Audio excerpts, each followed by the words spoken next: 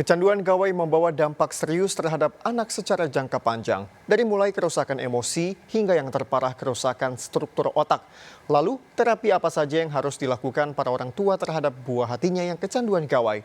Berikut liputan tim Delik RCTI.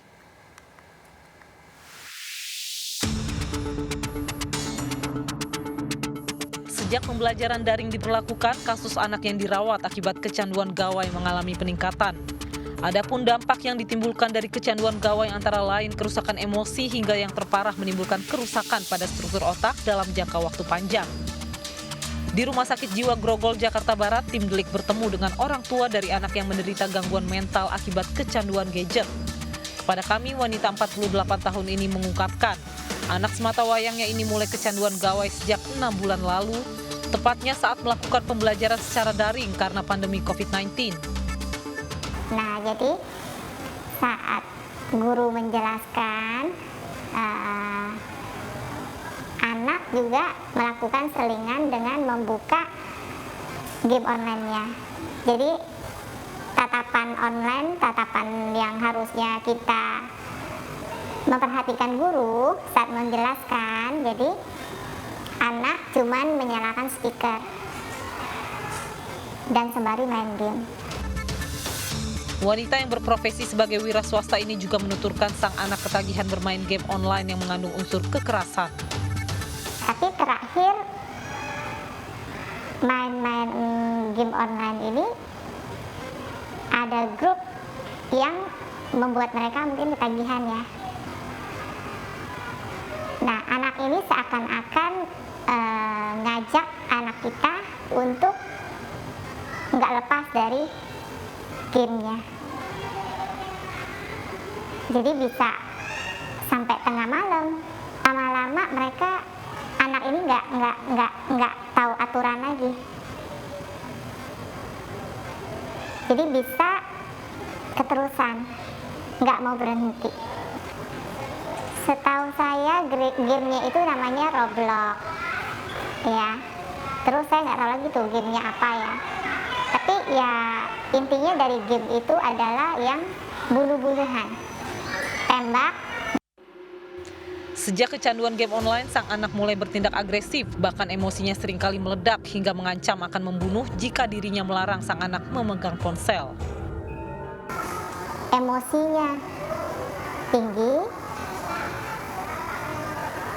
bilang ke kita, kalau nggak kasih aku banting nih, ini nih. Teriak itu iya. Kadang sengaja teriak biar didengerin orang lain juga. Jadi dia teriak kadang-kadang apa aja dia teriakin. Ya kalau nggak, dia bilang ya aku pukul nih. Kalau nggak mau kasih aku pukul. Malah kadang-kadang sempat ngancem kalau nggak aku bunuh.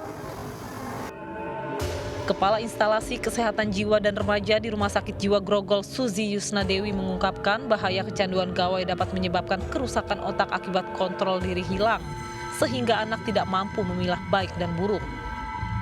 Kecanduan itu kan menyebabkan permasalahan di otak, ya kan, permasalahan di otak. Jadi kontrolnya, self kontrol otaknya jadi tidak ada gitu. Tidak lagi bisa memutuskan mana yang baik dan mana yang buruk. Kecanduan game online bahkan dinilai sama dengan kecanduan narkotika. Ketika tidak diberikan gawai untuk bermain, maka akan timbul kecemasan pada diri anak.